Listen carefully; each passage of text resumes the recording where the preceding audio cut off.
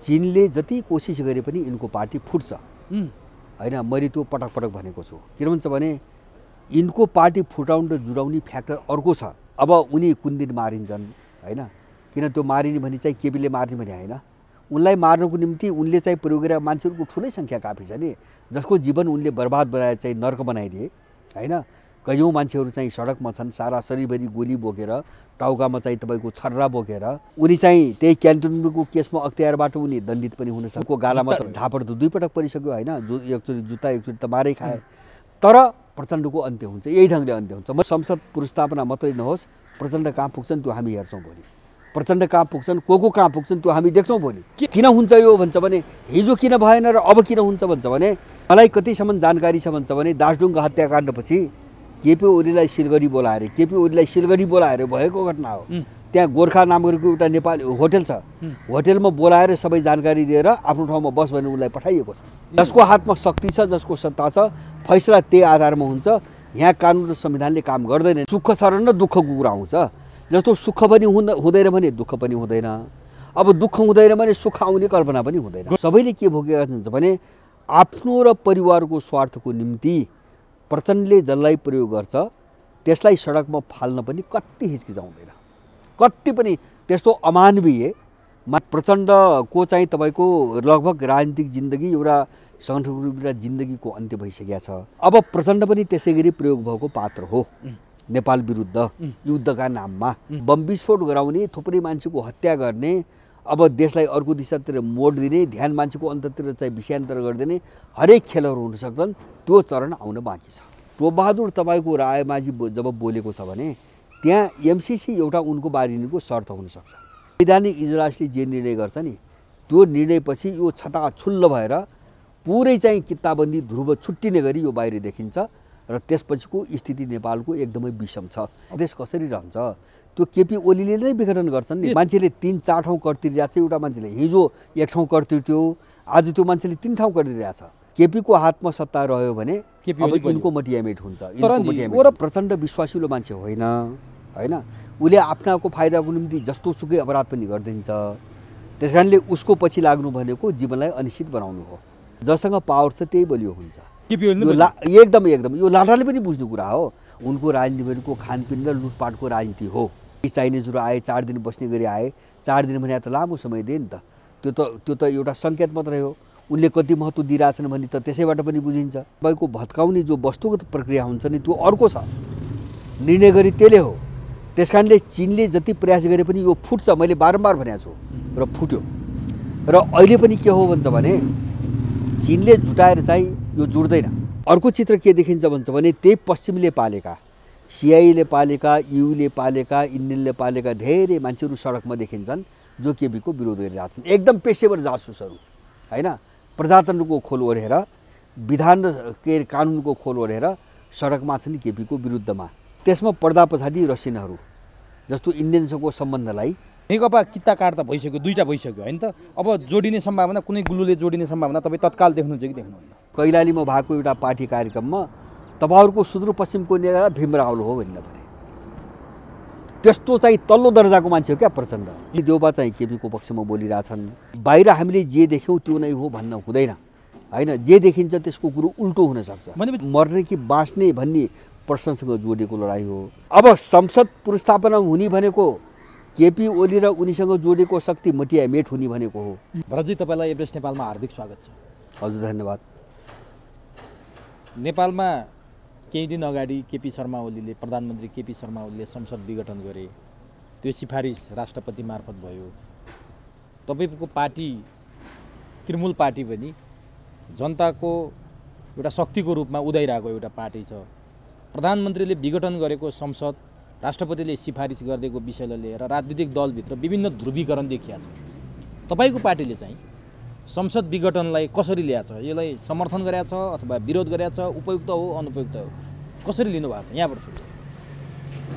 अब हामीले यसलाई समर्थन र विरोध गर्ने कोणबाट भन्दा पनि हामीले यसलाई एउटा सकारात्मक परिघटना, त्यो के अर्थमा भन्छ भने जो यो एउटा विदेशीहरूले जो लादे जो नेपालमा लोकतन्त्रको नाममा यो प्रणालीको विघटन, विशृङ्खलता, विघटन अथवा विसर्जनको प्रक्रियातिर जो गयो, यसभित्र जो एउटा चरम सङ्कट चाहिँ तपाईँको सृजना हुँदै गयो, यो नेपालको सङ्कटको समाधान, निकास र नेपाली जनताहरूको अलिकति चाहिँ अगाडि बढ्ने प्रक्रियामा एउटा अनुकूल वातावरण हो भन्ने अर्थमा हामीले लिएका छौँ। त्यो अर्थमा चाहिँ मैले यसलाई आफ्नो तर्फबाट विरोध गर्नुपर्ने घटनाको रूपमा मैले चाहिँ लिँदैन। तर कतिपयले के भने झन्डै 2/3 निकट मत ल्याएको स्थिर सरकार भएको केपी ओलीले विघटन गर्दाखेरि देश एउटा भड्खालोतिर गयो, देश अन्धकारतिर गयो भनेर स्वयं सत्तारूढ नेकपा भित्रकै जिम्मेवार नेताहरू अहिले त्यही कारणले नेकपा लगभग विभाजितको अवस्थामा पुग्यो। प्रचण्ड माधव नेपाल समूह, अरू संसदवादी पार्टीहरू लगायतले केपी ओलीको कदमको विरोध गरे, सडकमा आन्दोलित समेत भइसके, देश भड्गालोतर्फ अन्धकारतर्फ गयो भन्न लागिसके। तपाईँले चाहिँ सकारात्मक रूपमा लिँदाखेरि तपाईँहरूमाथि यिनीहरूले धमिलो पानीमा माछा मार्न खोजे भन्ने आरोप लाग्छ नि। जस्तो तपाईँहरू आन्दोलन गर्नुभएको थियो, यिनीहरूको विरोध गर्नुहुन्थ्यो, अझै बल पुग्ने कुरा भएन र त्यसले होइन। यस्तो अब हामीले हेर्ने कसरी हो भन्छ भने, जस्तो अन्धकारतिर उनीहरू गएको हो, देश होइन। देश पनि गएको छैन, जनता पनि गएको छैन। अन्धकारतिर देशलाई उनीहरूले यहाँसम्म ल्याए। अब अन्धकारको चाहिँ तपाईँको चरण उनको सुरु भएको हो, जसले देशलाई लुटेका थिए, बर्बाद पारेका थिए, यस्तो अराजकतामा ल्याए र यिनलाई संविधान जारी गरेर पनि भएन। यिनलाई झन्डै 2/3 बहुमत दिएर पनि पुगेन। यिनी सबै पार्टी मिलेर ठुला पार्टी बनेर पनि पुगेन भनेपछि देश चाहिँ अरू कुनै कारणले बिग्रेको होइन, यिनको कारणले बिग्रेको हो। त्यसकारणले गर्दाखेरि यो अवस्थाको अन्त्य हुनुपर्छ, यो अवस्थाको अन्त्य हुनुपर्छ। किन देश कहाँ बन्यो त्यो त भन्नु पऱ्यो नि त। जस्तो देश चाहिँ आर्थिक क्षेत्रमा बन्यो कि होइन, शान्तिको क्षेत्रमा बन्यो कि, सुशासनको क्षेत्रमा देश बन्यो कि, सार्वभौम सत्ताको क्षेत्रमा देश बन्यो कि होइन, अब अथवा देशको अखण्डता सुरक्षित भयो कि, यिनको शासनमा, यिनको नेतृत्वमा के भयो देश, हामीले हेर्ने त त्यो चिज हो। त्यसकारणले देश चाहिँ चरम बर्बादीबाट चाहिँ एउटा चरणमा ल्याए यिनीहरूले।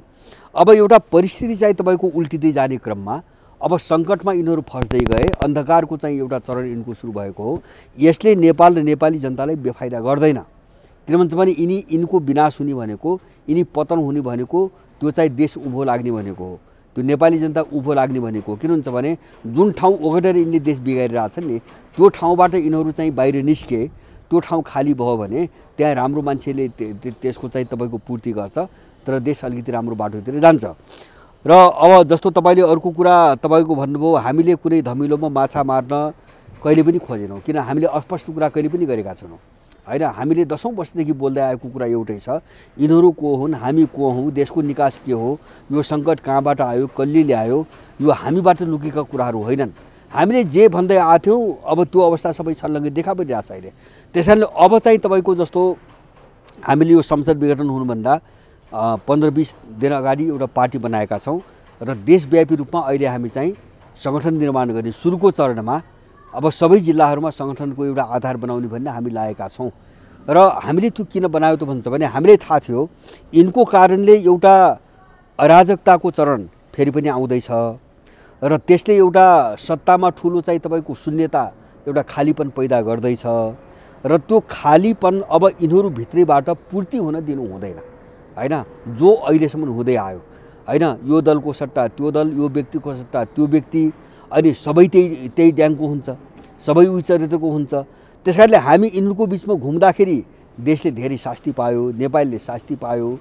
अब यसको अन्त्य गर्नुपर्छ भनेर हामीले एउटा हस्तक्षेपकारी भूमिका खेल्नको निम्ति अब हाम्रो निम्ति एउटा राजनीतिक शक्ति एकदम जरुरी देखा पर्यो, एकदमै आवश्यक देखा पर्यो।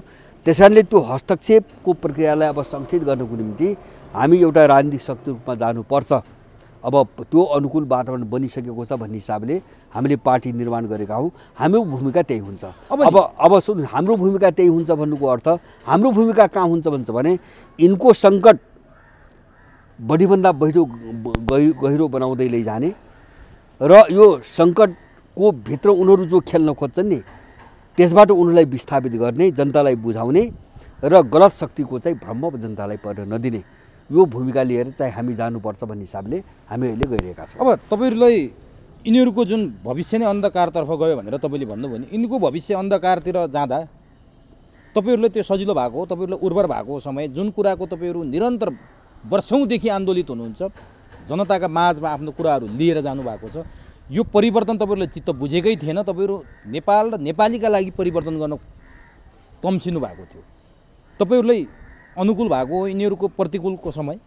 निश्चित रूपमा जस्तो हामी अप्ठ्यारोमा हुँदा यिनीहरूलाई अनुकूल थियो। सुन्नुहोस् है, 63 सालपछि जस्तो हाम्रो कुरो मान्छेले सुन्दैन थियो, ठुलो भ्रम थियो।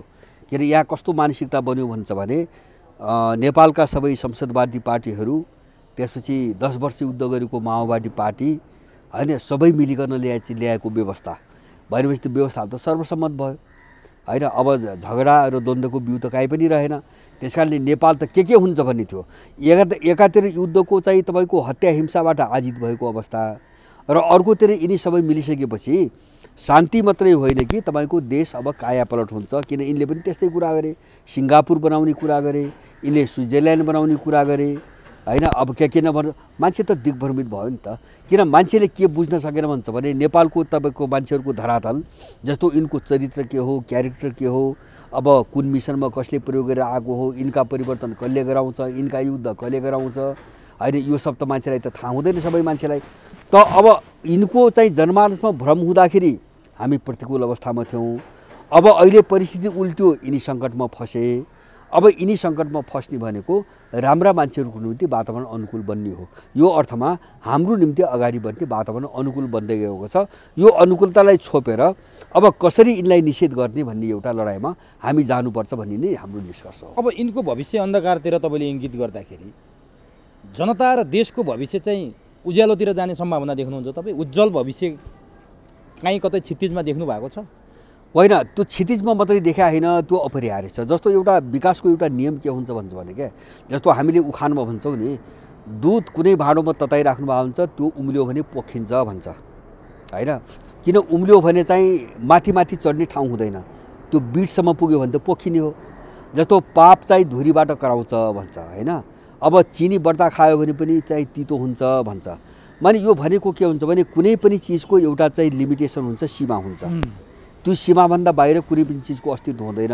यिनको सीमा यति थियो, मैले भन्न खोजेको यिनको सीमा यति थियो होइन।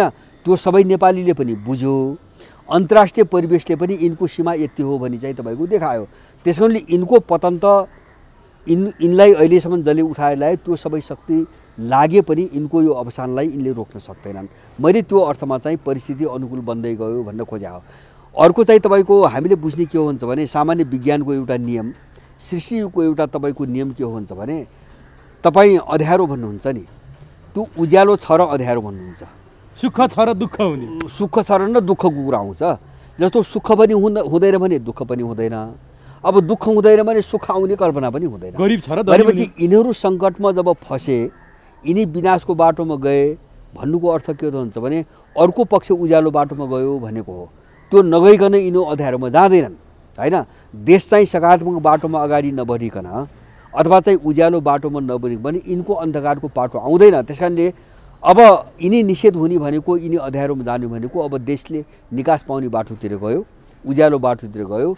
मैले वस्तुगत सबै चाहिँ प्रक्रिया हेर्दा, विश्वको परिस्थिति हेर्दा, नेपालको परिस्थिति हेर्दा अब यिनीहरू चाहिँ तपाईँको टेक्ने, यिनीहरूले थेग्ने र यस्तै जालझेलका कुरा गरेर मान्छेलाई अल्मल्याउने चाहिँ जो एउटा समय थियो नि परिवेश, त्यो युग अन्त्य त्यसको अन्त्य भएको छ।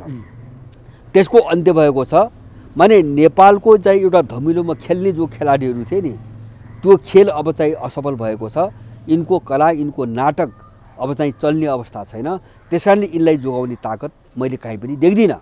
अन्तर्राष्ट्रिय स्तरमा पनि त्यो शक्ति धेरै कमजोर भयो। जनताले कहाँ थाप्दैन, अब जनताले कहाँ थाप्दैन। अब यिनकै चाहिँ वरिपरि खाएका लुटेका मान्छेहरू केही दिन उफ्रिन हुन्, जस्तो अहिले सडकमा बौलाइरहेछन् नि होइन। अब उनी त विक्षिप्त छन् नि त। जस्तो उनलाई त खतरा कहाँसम्म छ भन्छ भने जस्तो माथिदेखि माधव नेपाल प्रचण्ड, केपी ओली, शेरबहादुर आदि इत्यादि जति नाम लिनुहोस्, त्यहाँदेखि लिएर यिनका वरिपरि चाहिँ तपाईँको हिँड्ने झोलेहरूसम्मलाई डर त कहाँ छ भन्छ भने अब यो हामीले खाइपाइ आएको घुम्ने भयो भने मात्रै चिन्ता होइन, लुटेर जो सङ्ग्रह गरेका छन् त्यो पनि के हुने हो भन्ने दिन त आयो नि त होइन। यिनका त देखाएको छ नि त दुनियाँले, हामीले देखाएको छौँ नि यिनका सम्पत्ति कहाँबाट आए होइन। हिजो चाहिँ तपाईँको के अरे चाहिँ ऐलानी जग्गामा चाहिँ घर बनाएर बसेका मान्छेहरू रातारात काठमाडौँमा चाहिँ गाडी जड्ने कसरी भए होइन। यो त दुनियाँबाट लुकेको चिज त छैन, त्यो पनि के हुन्छ भन्ने चिज आयो। अब त्यस कारणले गर्दाखेरि यिनको निम्ति सबै थोक जाँदैछ, सत्ता मात्रै होइन, यिनको निम्ति सबै थोक जाँदैछ। त्यसकारणले गर्दाखेरि यिनीहरू विक्षिप्त हुनु स्वाभाविक हो। तर त्यो सङ्कटलाई टार्न सक्ने सामर्थ्य अब यिनीहरूसँग छ भन्ने सबै सम्भावनाको अन्त्य भइसकेको छ। मैले यसकारणले देश उज्यालो बाटोमा गयो भनिरहेको छु। अब नि जस्तो संसद विघटन भयो, संसद विघटन हुँदा बित्तिकै अदालतमा एउटा प्रक्रिया गयो, मुद्दा परेको छ। त्यति मात्रै होइन, सबैभन्दा यो मुलुकको सबैभन्दा ठुलो दल जो सत्ताको नेतृत्व गर्थ्यो त्यो स्पष्ट रूपमा विभाजित देखियो। के अब त्यो नेकपा केपी ओली प्रचण्डले नेतृत्व गरेको, अध्यक्ष द्वयले नेतृत्व गरेको नेकपा अब यही संसद विघटनका कारण स्पष्ट कित्ताकाट भएर दुई ध्रुवमा दुईटा पार्टी बन्या हो।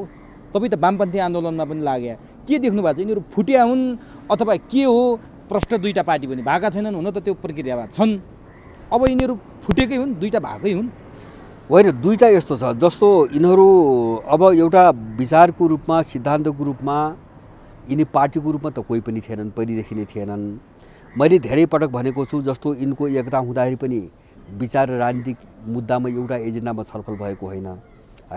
उही पदमा कसले कता चाहिँ कति प्रतिशत कति समय खाने अब अथवा भागवण्डाका कुरा मात्रै भए।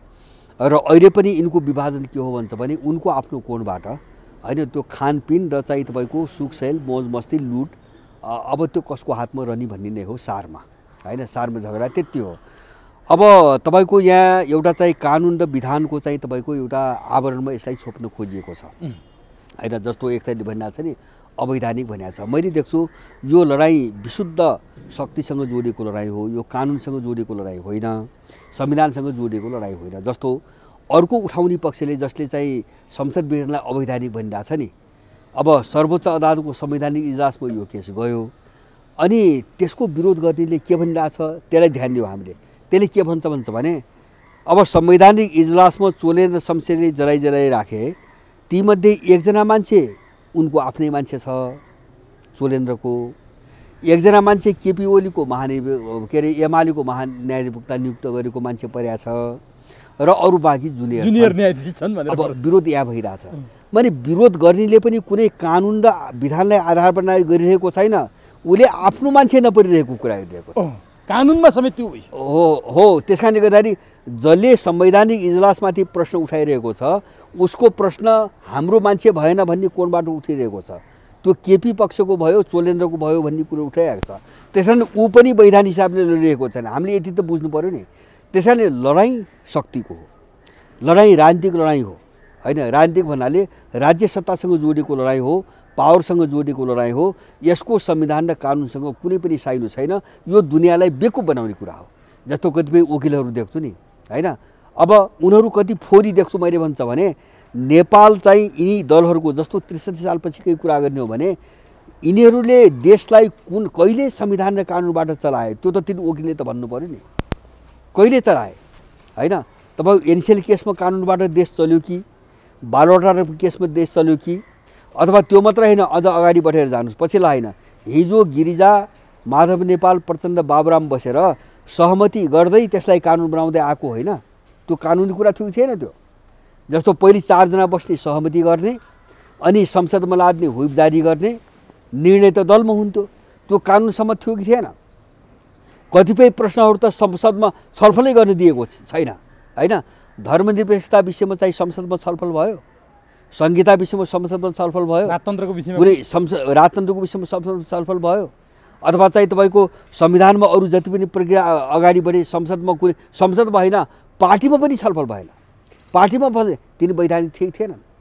अनि सारा अवैधानिक रूपमा चाहिँ गिरोहहरूलाई प्रयोग गरेर विदेशीले देश चलाउँदै आछ।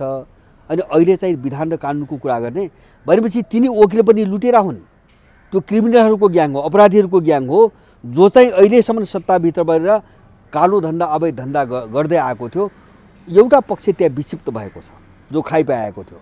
अब अर्को केपीसँग जो जोडिएको थियो त्यसले खान पाइरहेछ, समर्थन गर्छ। जो वञ्चित हुने खतरामा भयो त्यसले विरोध गर्छ।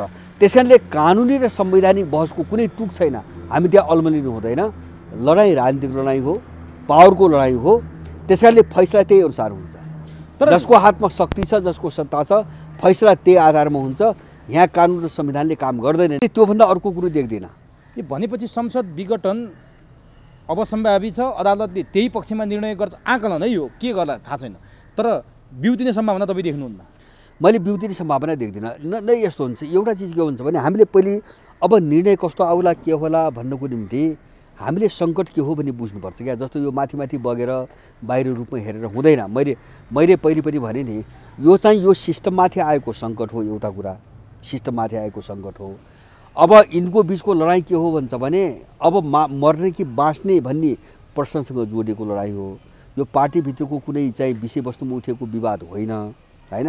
उनका भित्र पनि एकले अर्कोलाई सक्ने हिसाबले र पावर क्याप्चर गरेर आफ्नो अस्तित्व राख्ने हिसाबले आएको विवाद हो। जब चाहिँ तपाईँको सिस्टम पनि वारपारको चरणबाट गुज्रिरहेको छ, यिनको अस्तित्व पनि वारपारकी चरणबाट गुज्रिरहेको छ, त्यो पार्टी कब्जा गर्ने वा सत्ता कब्जा कुनै पनि कोणबाट कुरा गर्दाखेरि अब यो चिजले यिनको भविष्य नै दाउमा हालिदिएको छ भनेपछि एउटा बृहत डिजाइन, एउटा ठुलो सेटिङ, एउटा प्लान बिना त यस्तो घटना त घट्दैन होइन। केपीको व्यक्तिगत इच्छाले त संसद विघटन होइन। अथवा त्यो मात्रै होइन, जुन पक्षले संसद पुनर्स्थापना भनिरहेको छ उसले आफूले व्यक्तिगत कुरा मात्रै बोलिरहेको छैन, त्यसका पछाडि पनि ठुलो डिजाइन छ, ठुलो डिजाइन अन्तर्राष्ट्रिय रूपमै हो, ठुलो शक्ति छ। त्यस कारणले यो शक्तिहरूका बिचको टक्राउ हो यो। त्यस कारणले गर्दाखेरि अब संसद पुनर्स्थापना हुने भनेको केपी ओली र उनीसँग जोडेको शक्ति मटियामेट हुने भनेको हो होइन। त्यो रिस्क त केपी ओलीले पनि मोल्नु पर्यो। अथवा संसद पुनर्स्थापना नहुने भनेको अर्को पक्षको मटियामेट हुने भनेको हो। जस्तो संसद पुनर्स्थापना मात्रै नहोस्, प्रचण्ड कहाँ पुग्छन् त्यो हामी हेर्छौँ भोलि, प्रचण्ड कहाँ पुग्छन्, को कहाँ पुग्छन् त्यो हामी देख्छौँ भोलि। के संसद पुनर्स्थापना नभएपछि प्रचण्डलाई खतरा छ? खतरा होइन, खतरा मात्र होइन, उनलाई त यो घटना नभएको भए पनि उनी खतरामै थिए, खतरा बिचबाट गुज्रिरहनु। मैले तपाईँसँग छु उनको दुःख अन्त्य हुन्छ, किन त्यो अपराध उनले गरेका थिए, जे गरेका थिए त्यो परिबन्धमा उनी पढ्दै गएका छन् होइन। त्यस कारण होला भोलि अख्तियार चाहिँ एउटा उनलाई दण्डित गर्ला, अर्को कुनै ज्यान केस लाग्ला, अर्को केही लाग्ला, अग्निशमनमाथि केही ज्यानकै केस छ होइन। अब किन भन्छ भने लडाइँले चाहिँ शत्रुतापूर्ण लडाइँ त यो सबै चिज त बिउताउँछ नि त। जस्तो केपीका विरुद्धमा पनि उनले गर्लान्, केही कुराहरू गर्लान्, सकेको कुराहरू गर्लान्, कुरो बाहिर ल्याउने प्रयास गर्लान्। अब मलाई लाग्छ चाहिँ यही लडाइँमा चर्किँदै गयो भने दार्जुलिङको कुरो उठ्न पनि बेर छैन होइन। एमालेभित्र त्यो हत्याको मतियार को हो, योजनाकार को हो होइन, मिलिभगत को हो, दरबार हत्याकाण्डको कुरो उठ्ला। के अरे 10 वर्षको युद्धमा 17,000 मान्छे मारेका छन्, कसको कारणले मार्यो, सबै कुराहरू छुल्लो हुने अवस्था छ। हुन्छ नै। किन भन्छ भने किन हुन्छ यो भन्छ भने हिजो किन भएन र अब किन हुन्छ भन्छ भने हिजो चाहिँ तपाईँको यो वारपार कि जस्तो समग्र विश्वको परिस्थिति, नेपालभित्रको चाहिँ जति पनि पावर छन् ती पावरभित्रको तपाईँको के अरे चाहिँ तपाईँको द्वन्द्व टक्राउ अथवा यिनका बिचको जो टक्राउ, नेपालीहरूबिचको ध्रुवीकरण, यो सबै वार कि पारको चरणमा गइसकेको थिएन। त्यस कारणले हिजोको द्वन्द्वमा धेरै कुराहरू चाहिँ तपाईँको पर्दाभित्रै रहे, धेरै मुद्दाहरू। अब वारपार जस्तो एउटा भन्छ भने एउटा मात्रै एउटा उदाहरण हेरौँ। हिजो वामदेव तपाईँको फुट्दाखेरि, यद्यपि यो अवस्था थिएन, हिजो वामदेव फुट्दाखेरि एमालेबाट यो योगेश भट्टराईको नेतृत्वमा अब केपी ओली र चाहिँ माधव नेपाललाई लगाएको आरोप, एमालेका 31 राष्ट्रघात भन्ने 31 अपराधहरू, राष्ट्रघाती अपराधहरू भनेर वामदेवलाई 1 नम्बर चाहिँ तपाईँको भ्रष्टाचारी घोषणा गरे होइन उनीहरूले। अर्को पक्षले खुल्ला मञ्चले अर्को पक्षले यिनले दार्जुलिङका हत्याकाण्डका मतियार भनेर चाहिँ त्यो उसमा ल्याए, केपी ओलीलाई लेखे, माधव नेपाललाई लेखे होइन। त्यो चरणमा त गएको हो नि त यिनको। भने अब स्थिति अहिले त त्योभन्दा विस्फोटक छ, त्योभन्दा खतरनाक स्थिति हो भनेपछि यो सबै चिज आउँछ, यो सबै चिज लडाइँ त्यहाँ जोडिएको छ क्या। त्यस कारणले गर्दाखेरि अहिले कसैले पनि यो लडाइँलाई बुझ्नुको निम्ति संविधान र कानुनका बकवास गरेर यो लडाइँलाई ओझेलमा पार्ने खेल हो यिनीहरूको होइन। जहाँबाट यो समस्या आइरहेछ, जसले खेलिरहेछ, जसले खेलाइरहेछ, त्यसलाई पर्दाभित्र लुकाउने अपराध गर्नेहरू जो छन् नि उनले विधान र चाहिँ संविधान र चाहिँ कानुनको कुरा आइरहेका छन्। समस्या त्यहाँ जोडिएको छैन। हामी यसमा प्रश्न अब नि जस्तै संसद पुनर्स्थापना र विघटन, यी दुईटा कुरा अदालतले यदि विघटनलाई मान्यता दियो भने प्रचण्ड माधव नेपालको अवस्था कहाँ पुग्छ, के आकलन गर्नुभएको छ होइन। अब जस्तो विघटन, अब एउटा तर्क के आछ भन्छ भने एक थरीले विघटन गर्ने अधिकार छैन भन्छन्, अर्को थरीले छ भन्छन्। संविधानमा केही पनि छैन, जस्तो विघटन शब्द प्रयोग गरेर पाइन्छ पाइन्न केही पनि भनेका छैनन्। त यो तर्क के हुन्छ भने यो तर्क हो। अब जसको हातमा शक्ति छ यो तर्क त्यसकै पक्षमा जाने हो। गइहाल्यो केपी गइहाल्यो होइन विघटन गर्न पाइँदैन त भनेको छैन नि त जस्तो गइहाल्यो भने प्रचण्ड माधव नेपालको अवस्था के हुन्छ के त्यतिखेर होइन अब यस्तो हुन्छ मैले भने नि अब यो लडाइँ अस्तित्वसँग जोडिएको कुरा हो सुन्नुहोस् है अब एक त परिस्थितिले पनि एक थरीको अस्तित्व कोल्याप्सै गर्छ अब एक थरीको अस्तित्व कोल्याप्सै गर्छ त्यो काङ्ग्रेसभित्र पनि राप्रपाभित्र पनि यिनीहरूभित्र पनि त्यही भएर मैले हेर्छु बाहिरका कतिपय चिजहरू जस्तो राप्रपा मधेसवादी अथवा चाहिँ काङ्ग्रेसभित्र होइन एउटा स्पष्ट प्रखर स्वर आएको छैन संस्थागत रूपमा सबै भयभीत छन् र अर्को के कारणले प्रश्न आएको छ भने सबैभित्र दुई थरी लबी छन् त्यहाँ होइन जस्तो चाहिँ काङ्ग्रेसभित्र पनि विमिति आयो आन्दोलन गर्ने कि नगर्ने भन्ने शेरबहादुर देउवाले आन्दोलन जरुरी छैन भन्छ जरुरी छैन रामचन्द्र पौडेलले आन्दोलन अपरिहार्य छ भने अपरिहार्य छ भने कारण चाहिँ के हो कारण एउटा त भोलि उत्पन्न हुने सङ्कटले कस्तो जोखिम पैदा गर्छ त्यो कोणबाट बोलिरहेछन् मान्छे तौलेर बोलिरहेछ दोस्रो चिज चाहिँ स्वयं त्यो विघटनसँग जोडिएको उनको आफ्नो प्रवृत्ति र आफ्नो लबीको चाहिँ सम्बन्ध पनि छ होइन होला काङ्ग्रेसभित्र एउटा पक्ष विघटन गर्दाखेरि चाहिँ फाइदा हुन्छ भन्ने होला होइन ग्लोबल राजनीतिको कोणबाट हेर्दा अर्को पक्ष चाहिँ जस्तो चाहिँ तपाईँको इन्डियन अथवा हिजो रको किता यो विघटन गर्दाखेरि चाहिँ के अरे चाहिँ राम्रो हुँदैन सबै अस्ति अब संसदको स्थापना नगर्ने हो भने हामी फेरि फस्छौँ हाम्रो हातबाट जान्छ भन्ने होला होइन के अरे चाहिँ अर्को आफ्ना आफ्ना इन्ट्रेस्टहरू होलान् तर चाहिँ हामीले सारमा हेर्ने के हुन्छ भने जस्तो माधव नेपाल अब माधव नेपालकै हकमा चाहिँ मैले त्यति ठुलो चुनौती देख्दैन मैले एउटा हेर्ने के हुन्छ भने हिजोको विभिन्न लेगेसी अथवा हिजोको इतिहास हिजोसँगै काम गरेका चाहिँ विभिन्न घटनाहरू विभिन्न क्रियाकलापहरू एमालेभित्र त सबैका बिचमा त लामो सम्बन्ध छ नि त्यो सम्बन्धले माधव नेपाल र चाहिँ तपाईँको ओलीका बिचमा ठुलो कटुता मारामार काटाकाटको स्थिति आइहाल्छ भने लेनदेनका कुरा हुनसक्छ लेनदेनको मात्र होइन त्यही दाढुङ्गै छ नि किन लेनदेनका कुरा गर्नु पर्यो दुईटै जोडिएका छन् होइन दुवैले दबाब छन् नि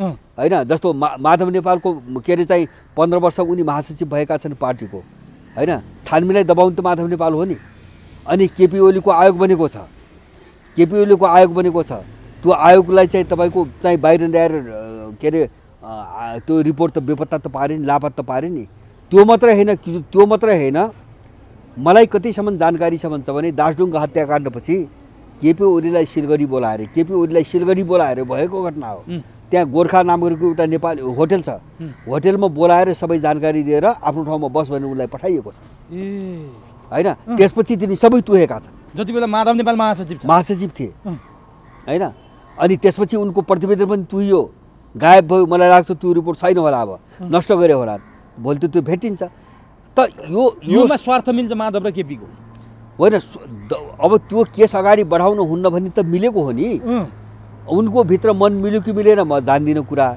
होइन तर त्यो घटनाको छानबिन अगाडि बढाउनु हुन्न भने त मिलेर न त्यो बनाएको रिपोर्ट चाहिँ गायब कारणले पनि माधव नेपाललाई हो यो सबै नाभि जोडिएको हुनाले भोलि पार्ने जो समस्या हो नि यसबाट यो सताजल्लो भयो भने यस्ता धेरै घटनाहरूसँग उनी जोडिएको हुनाले माधव नेपाल र केपी ओलीको चाहिँ सम्बन्ध होला पार्टी फुटो कटुता होला छुट्टै क्याम्प बन्ला तर प्रचण्ड र चाहिँ एमालेको बिचमा केपीका बिचमा जुन दुश्मनी अगाडि बढ्छ नि त्यो स्तरको अगाडि बढ्ने सम्भावना कस्तो बढ्छ प्रचण्ड र केपीको होइन केपी होइन माओवादी मटियामिट हुन्छ मैले बुझेको थिएँ प्रचण्ड नै समाप्त होइन समाप्त हुन सक्ने सम्भावना छ त्यो पनि एउटा रूप हो समाप्त हुने धेरै तरिका हुन्छन् रूपहरू होइन जस्तो एउटा विसर्जन त भइ नै सके अब प्रचण्डसँग त के छ र त्यो माओवादी भने त केही पनि भएन मलाई अहिलेको घटनामा आउँदाखेरि 1 दर्जन टुक्रा भइसके 1 दर्जन टुक्रा भए त्यो पनि अहिले बादलले पनि साथ नदिएपछि म माओवादी हुँ भनी त्यो वैधानिक लेजिटिमेसी भन्छ नि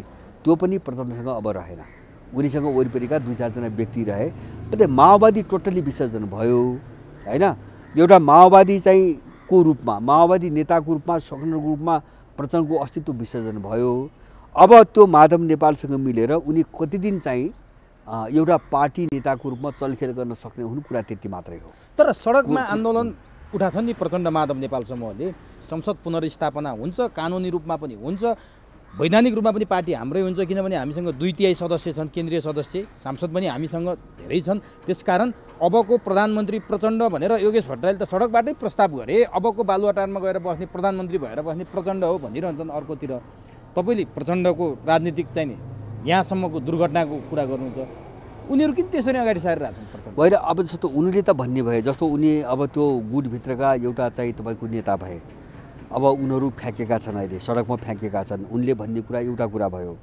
अब उनले प्रधानमन्त्रीलाई प्रस्तावको रूपमा जो अगाडि सारेका छन् नि, त्यसका पछाडिको पनि कारण छ। त्यसका जस्तो प्रचण्ड मलाई लाग्छ उनको त्यो अवस्था आयो भने पनि अब माधव नेपाललाई जुन चाहिँ तपाईँको महत्त्व देलान् त्यो योगेश भट्टराईले प्रचण्डलाई दिँदैनन्। तर अहिले माधव नेपाललाई अगाडि सार्दाखेरि त्यो एमाले भित्र नै झगडा फोकस देखिन्छ। मैले उनको त्यो बोलीमै षड्यन्त्र देखिरहेको छु। त्यो एमाले पङ्क्तिका बिचको चाहिँ फुट भए पनि तनाव र दूरी त्यति नबढाउने, होइन, अब नबढाउने। त्यो बढ्छ भने पनि केपी र प्रचण्डकै बिचको बढोस् भन्ने त्यो कुटिल भाषा हो त्यो। किन भन्छ भने उनलाई प्रधानमन्त्रीको के उम्मेदवारको रूपमा सार्थ देखिएपछि एउटा त यो लडाइँमा चाहिँ प्रचण्डलाई प्रयोग गर्न सकियो, दोस्रो चाहिँ लडाइँ प्रचण्ड र केपी ओलीसँग जोडियो, होइन। सम्भावित प्रधानमन्त्री प्रचण्डलाई बनाएपछि त लडाइँ त दुईटा बिचमा जोडियो र जति दुश्मनी हुन्छ दुईटा बिचमा हुन्छ। यो हरेक मानसिकताबाट आएको छ। र यहाँ केसम्म छ त भन्छ भने जस्तो वामदेवको बेग्लै कुरा आइरहेछ, के उनको भूमिका के हो? हजुर, वामदेवको भूमिका चाहिँ के हो? होइन, वामदेवको के होइन, वामदेव उनी चाहिँ म पार्टी अझै मिलाउने तयारीमा छु, म त्यो तयारीमा लागेको छु, म त्यो पहल गर्दैछु, पार्टी एक बनाउँछु, तपाईँहरू दुवैतिर अझै बिग्रिने अवस्था नल्याउनु, जहाँ जे गर्नुभयो त्यतिमै सीमित हुनुहोस्, म पार्टी मिलाउँछु भनेछ नि त प्रचण्डले। होइन, यस्तो वामदेवको आफ्नो हात बलियो पार्टी हो, वामदेवसँग अरू केही पनि छैन राजनीति, होइन। जस्तो अहिले कतैतिरबाट जाँदाखेरि चाहिँ जस्तो हैसियत भएन, जस्तो हिजो देखाएको छ त्यो एउटा झट्का त खायो नि त। माले फोडे, नौटङ्की गरे, सारा गद्दार भने, देशद्रोही भने, अब दार्जुढुङ्गा काण्डका मतियार भने, सारा गरे, आखिर के निस्केपछि सबै त्यसमा मिसाइदिए, फेरि बिना शर्त मिसाइदिए। अब वामदेवको के हो भन्छ भने त्यो हिजो पनि त्यो देखिएको हो। जस्तो हिजो नफोड्दै पनि उनको भूमिका त देखिया हो नि त, होइन। कहिले यता कहिले उता, केपीले चाहिँ आश्वासन दिएपछि यता, अब उनले आश्वासन दिए उता, त्यो त उनले गर्दै आएका हुन्।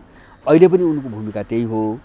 तर उनको कुरोले के देखाउँछ त भन्छ भने, उनको कुरोले पनि के देखाइरहेछ त भन्छ भने फुटिहाल्यो भने पनि जस्तो दुवै पक्ष मिलेर चाहिँ सरकार बनाउनुपर्छ भन्ने जो भनिरहेछन् नि, अब उनी चाहिँ आफूलाई एउटा संयोजकको रूपमा अगाडि बढाएर त्यो वातावरण भयो भने त वामदेव त एउटा मिलाउने मान्छे भने त वातावरण भयो नि, त्यहाँबाट आफ्नो हात बलियो बनाउने भन्ने होला। उनको कुरोमा मैले त्यति महत्त्व चाहिँ देख्दिनँ। यो सिङ्गो जो राजनीतिक लडाइँ छ नि, परिदृश्य छ नि, यसमा धेरै ठुलो अर्थ उनी के हेरेर बसेका छन् त म उपयुक्त समयमा मात्रै निर्णय गर्छु भन्ने होइन। जतातिर अनुकूल हुन्छ त्यही गर्ने हो वामदेवले भोलि। के पदको बार्गेनिङ हो एकदम होइन। त्यो त नाङ्गो रूपमा आएको मान्छे हो बाबा। उनी चाहिँ सांसद उठ्नको निम्ति चाहिँ हारिसकेका मान्छे, सांसद उनी उठ्नको निम्ति जो चाहिँ सारी तल्लो स्तरमा आफ्नो चरित्र देखाए नि, त्यो त चाहिँ सांसद हुनुको निम्ति मात्रै होइन नि त। उनले ताकेको त प्रधानमन्त्री हो, होइन। अथवा त्योभन्दा चाहिँ तलको केही होला, तर महत्त्वपूर्ण चिज हो।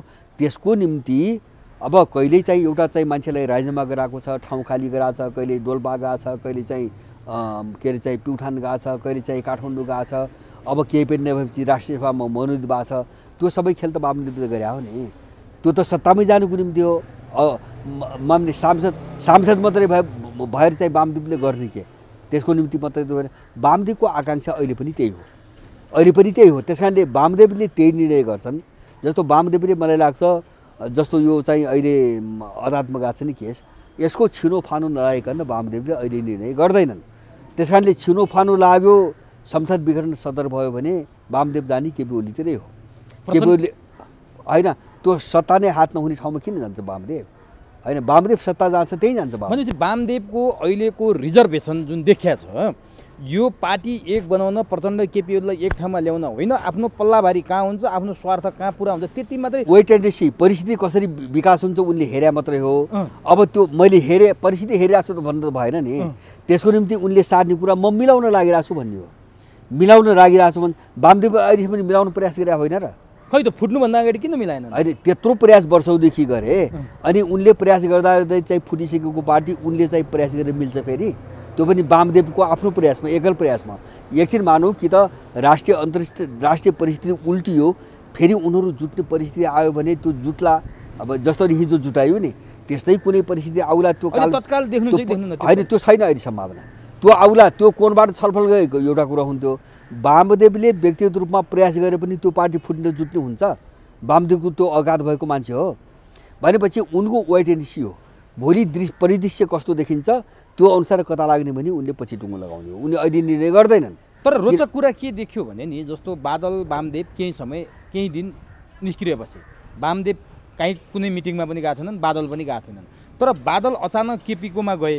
बादलका मान्छे जति प्रचण्डसँग छन्, जो बादलको लिगेसी बोकेका बादलका मान्छे भनिन्थ्यो नि, बादलका मान्छे जति प्रचण्ड नेपालतिर हुने, बादल चाहिँ केपीतिर आउनुको तात्पर्य रहस्य चाहिँ अर्थपूर्ण कुरा छ भनेर भनिन्छ। त्यो के हो? त्यो होइन, यस्तो हो। एउटा चिज के हो भन्छ भने, पहिलो कुरो त हामीले बुझ्ने के हो भन्छ भने, यिनी मान्छेहरूका बिचमा यता र उताको जो हामी सुन्छौँ नि, सामान्यतः हामीले बुझ्ने के हो भन्छ भने यिनको विचार छैन, राजनीति छैन। जस्तो माओवादी पनि त्यत्रा कुरा गरेर आखिर भयो त एमाले, भएको त एमाले होइन। भनेपछि जब राजनीति केही छैन भने त्यहाँ सबैले के बुझाएको छ भन्छ भने यो सबै खानपिनको राजनीति हो होइन। अब खानपिन जहाँ जोगिन्छ त्यही लाग्नु पर्यो, निर्णय त त्यहाँबाट। बादलको पनि त्यही हो होइन, बादलको पनि त्यही हो। तर त्यहाँ एउटा केस फरक छ। मैले बादललाई यहाँ मैले त्यही भएर जोड्न खोजिरहेको थिएँ। बाँकी जबैको जस्तो प्रचण्ड र चाहिँ माधवसँग लाग्दाखेरि चाहिँ खान पाइन्छ कि केपीसँग निर्णय गर्ने त्यहाँबाट हो, किन विचार केही पनि छैन, राजनीति केही पनि छैन। त्यो सबैले बुझेको छ। त्यस कारणले उनको चाहिँ त्यो कोणबाट हुन्छ। जस्तो व्यक्तिगत निकटता होला नि, हिजोदेखि त त्यो थाहा छ नि होइन। म कोसँग नजिक छु, यता लाग्यो भने मलाई त्यसले नजिक देख्छ कि देख्दैन, अथवा यसँग लाग्यो भने मलाई केही दिन्छ कि दिन्न, उनको हिसाब किताब त्यहाँ गर्छ। सबै लुटेरा हुन्। अब बादलको हकमा एउटा के हो भन्छ भने, जस्तो बादलको हकमा मात्रै होइन, अरू एक दुईजनाको हकमा त्यस्तो भएको छ। अब त्यो के भन्छ भने प्रचण्ड विश्वासिलो मान्छे होइन होइन। उसले आफ्नाको फाइदाको निम्ति जस्तो सुकै अपराध पनि गरिदिन्छ। त्यस कारणले उसको पछि लाग्नु भनेको जीवनलाई अनिश्चित बनाउनु हो। त्यो पनि सबै माओवादीले बुझेको छ, माओवादी पङ्क्तिले बुझेको छ। जस्तो म एउटा तपाईँलाई घटना सुनाउँ, बाबुराम र लेखराजको म एउटा घटना सुनाउँछु। अब बादलसँग मिलेर उनलाई हात लिएर त्यो चाहिँ तपाईँको 52 साल 53-54 सालभन्दा अगाडि प्रचण्डले पार्टीभित्र कलाई निकाल्ने, कलाई शिकार बनाउने, कल्लाई फाल्ने र आफ्नो ठाउँ बनाउने गर्नुसम्मका अपराधहरू बादललाई हात लिएर गरेका छन् उनले जीवनभरि। र मोहन वैद्यको समर्थन लिने, बादललाई त्यो ग्याङको नायक बनाउने, आफ्नो ग्याङको चाहिँ एउटा चाहिँ अब सहनायक जस्तो बनाउने। र प्रचण्ड र बादल मिलेर अत्यन्तै राम्रा मान्छेहरूलाई नराम्रोसँग शिकार बनाएका छन् पार्टी राजनीतिमा। तर अब जनयुद्ध सुरु भएपछि लिन पाएको आरोपसम्म लाग्यो। लिन पाएको मैले भन्दैछु, जनयुद्ध सुरु भइसकेपछि अब बादलबाट पार्टी पङ्क्ति अत्यन्तै प्रभावित थियो। त्यो पनि रोल्पाबाट सिज अभियान सुरु भएपछि होइन, उनको नेतृत्व भएको। अनि बादल महासचिव हुनु भन्ने कुरो उठ्न सुरु भयो पार्टीभित्र। केपाबल मान्छे, अब यो सबै चाहिँ अगाडि डिजाइनर एउटा रणनीतिकार बादल नै हो, उही महासचिव हुनुपर्छ भन्ने कुरो उठ्ने बित्तिकै बादललाई ठ्याक्कै सिध्याइदिए। अरू कुरामा फसाएर बादललाई सिध्याइदिए। त्यो प्रचण्डले बनाएको योजनामै सिध्याएको हो। प्रचण्डको योजनामा हो, एकदम स्पेसल। उनको आफ्नो योजनामा फसाएकै हो त्यो। प्रचण्डले बादल महासचिव नबनुन् भनेर नबनुन् त्यो माग उठ्यो। अब कसरी किल गर्ने बादललाई होइन। हामी माओवादी विद्रोह गर्दाखेरि यो कुरो बाहिर नलैदिए भए त बादललाई त मार्ने चाहिँ टुङ्गो लगाइसकेको थिएँ नि। त्यो त मैले साँच्ची के भन्छ भने त्यो त मैले बचाएको, बादल उसको ज्यान मैले बचाएको। किन बादललाई मार्ने योजना पुरै तयारीमा लागिसकेका छन् भनेर हामीले बाहिर एक्सपोज गरेपछि यिनलाई अप्ठ्यारो भएपछि बादलको ज्यान बचेको हो। नत्र बादललाई मार्ने भनेर चाहिँ देशव्यापी खुलेआम पब्लिकली क्याम्पेन सुरु गरिसकेका थिए। पार्टीभित्र मात्र होइन, यस्तो गद्दार हाम्रो पार्टीभित्र निस्क्यो, यसलाई सफाया गर्नुपर्छ भनेर त्यो चाहिँ सहानुभूति र समर्थन चाहिँ एउटा बटुल्नुको निम्ति खुलेआम सर्वसाधारण मान्छेलाई चाहिँ चौरमा जम्मा गरेर चाहिँ यो कुरो राख्नु सुरु गरिसकेका थिए। अब त्यो त बादललाई थाहा छ नि त, त्यो थाहा छ नि त। जस्तो इगो त हुन्छ नि त मान्छेले, त्यो इगो चाहिँ अघिपछि प्रकट गर्न नपाएको निर्णायक मोडमा गर्छ आफ्नो अनुकूल भए पनि। अन्त बादलले साथ नदिनुको एउटा कारण त्यो जोडेको छ, एउटा त्यो घटना जोडेको छ। दोस्रो चाहिँ तपाईँको प्रचण्डले प्रयोग गरेर शिकार बनाउने जो प्रवृत्ति देखाए त्यो चिज जोडिएको छ।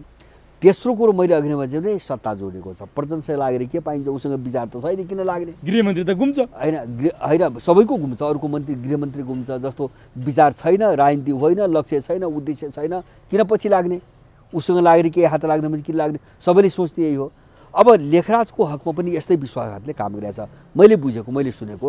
जस्तो चाहिँ आफ्नै चाहिँ त्यो बुहारीलाई मन्त्री बनाउनुको निम्ति प्रचण्डले साह्रै तल्लो स्तरमा प्रयोग गरेको पात्र हुन् लेखराज।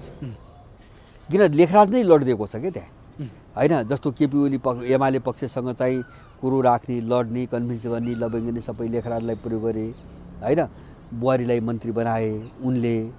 अनि त्यसको केही महिनापछि चाहिँ कैलालीमा भएको एउटा पार्टी कार्यक्रममा तपाईँहरूको सुदूरपश्चिमको नेता भीम रावल हो भन्न भने त्यस्तो चाहिँ तल्लो दर्जाको मान्छे हो क्या प्रचण्ड। हिजो जबकि युद्धकालमा त्यसरी साथ दिएछ लेखराज भट्ट। होइन युद्धमा साथ त दियो होइन। बुहारीलाई मन्त्री बनाउनु पनि जुन व्यक्तिलाई प्रयोग गरेको छ उहाँ गएर भीम रावलसँग जसको मुख्य प्रतिस्पर्धा छ होइन, भीम रावल तिमीहरूको नेता हो यहाँको नेता भन्छ। जबकि सुदूरपश्चिममा टक्राउ भनेकै भीम रावल चाहिँ लेखराज भट्टको छ भनेपछि यति तल गिर्ने मान्छे हुन् प्रचण्ड। त्यो त सबैले देखिरहेको छ नि। भनेपछि आफूलाई साथ दिएका मान्छेहरूलाई पनि घात प्रतिघात मात्रै गर्ने होइन। मणिले त्यही भोगेको छ, मणि थापाले होइन युद्धकालभरि त्यही भोगेको छ, लेखराजले त्यही भोगेको छ होइन। टोपबहादुरहरूले त धेरै शिकार भए, हिजो बाबुराम ग्याङमा लागेर धेरै शिकार भए, त्यो सबै भोगेका छन्। अब उनकै पश्चिममा भएकाले पनि भोगेका छन् केहीले, यद्यपि केही मान्छे पछि छन् उनीको, तर भोगेका छन्। सबैले के भोगेका छन् भने आफ्नो र परिवारको स्वार्थको निम्ति प्रचण्डले जसलाई प्रयोग गर्छ त्यसलाई सडकमा फाल्न पनि कति हिचकिचाउँदैन, कति पनि त्यस्तो अमानवीय मान्छे हो भन्ने कुरो सबैलाई थाहा छ। त्यो कारणले माओवादी धेरै पङ्क्तिले उनलाई साथ नदिएको। भनेपछि प्रचण्डसँग सुरक्षित छैनौँ हामी अब भन्ने उनीहरूले हो। हाम्रो जीवन सुरक्षित छैन। एक त उही खाने राजनीतिमा आयो, झर्दै खाने राजनीतिमा आयो, लुट्ने राजनीतिमा आयो। अब यो पनि सुरक्षित हुँदैन किन उसले पनि काहीँ प्रयोग गर्छ र फेरि लगेर सडकमा फ्याँक्ने। अनि सबै आफ्ना सहयोद्धाहरू सबै सिपाहीहरूलाई त्यसरी प्रचण्डले गुमाउँदै जाँदा प्रचण्ड चाहिँ कति सुरक्षित छन्?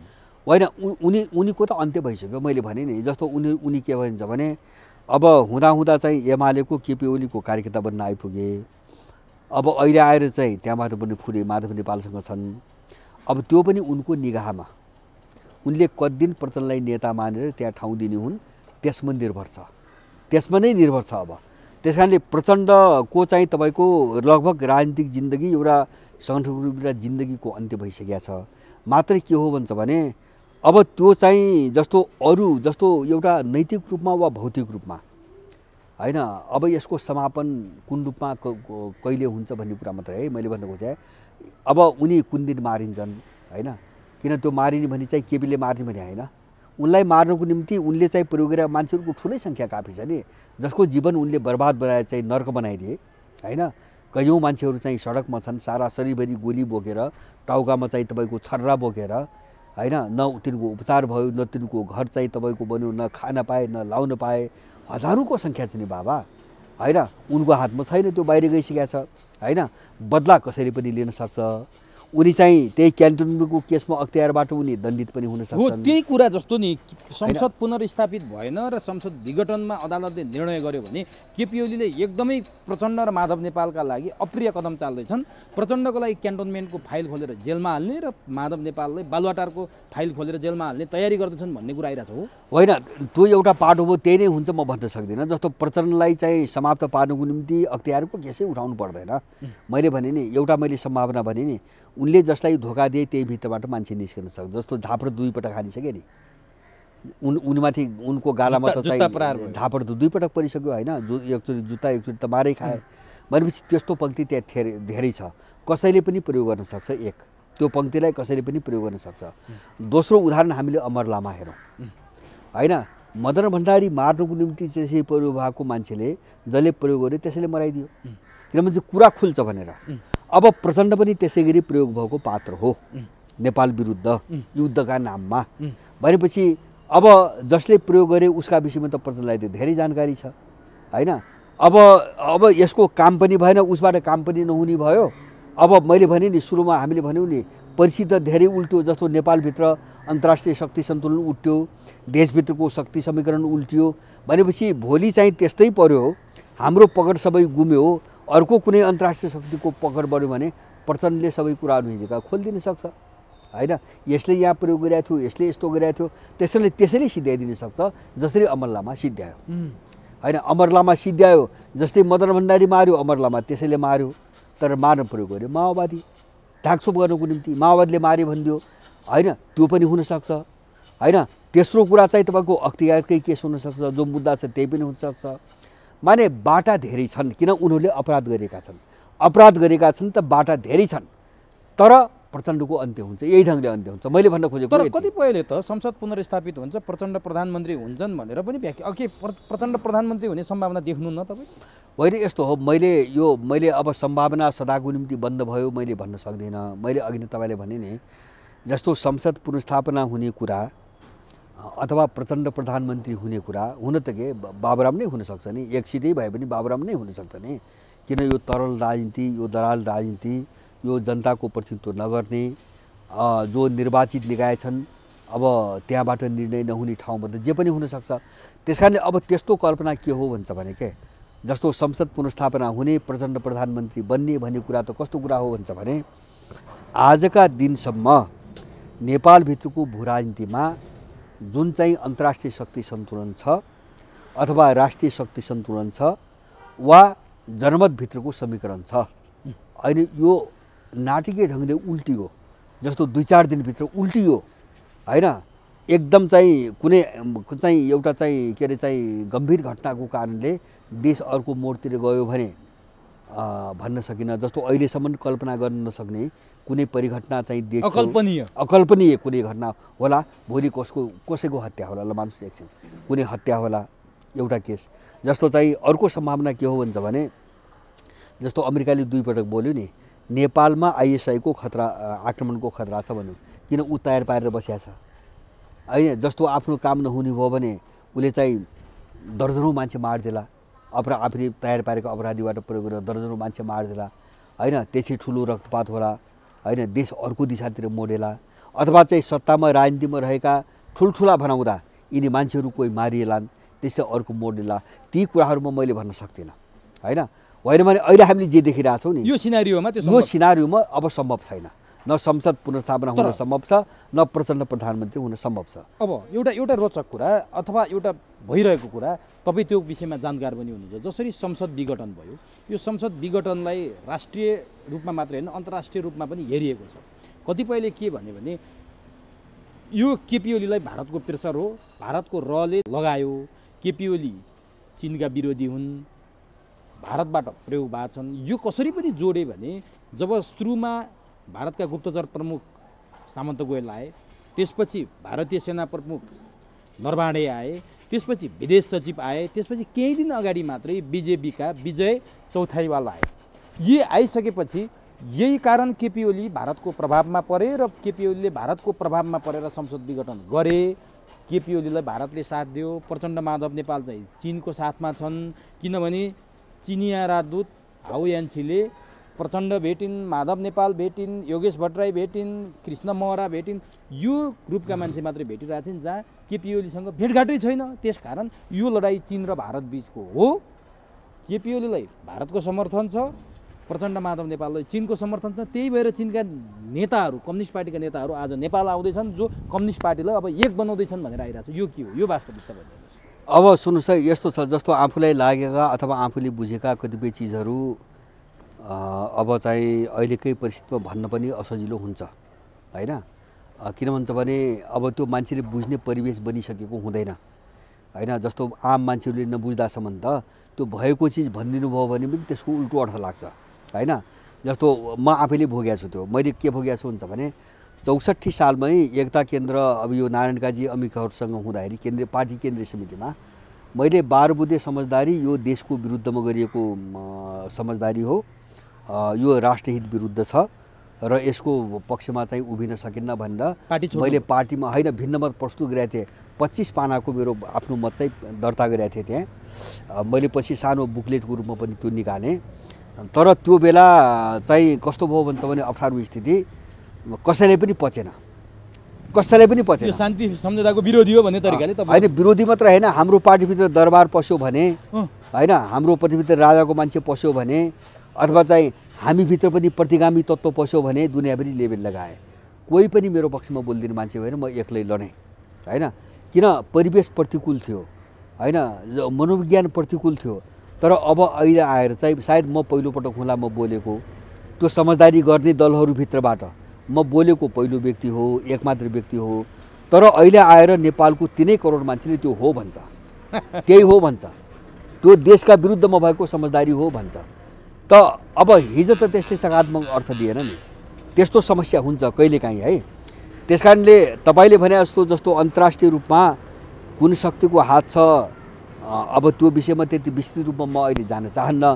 तर मैले तपाईँले उठाएको एउटा कुरो मलाई विश्वास कति पनि किन छैन भन्छ भने इन्डियाले आफ्नो बरकतमा संसद विघटन गरायो भन्ने कुरा मैले विश्वास गर्दिनँ। किन नेपालको भू राजनीतिभित्र इन्डियाको त्यो हैसियत गुमिसकेको छ।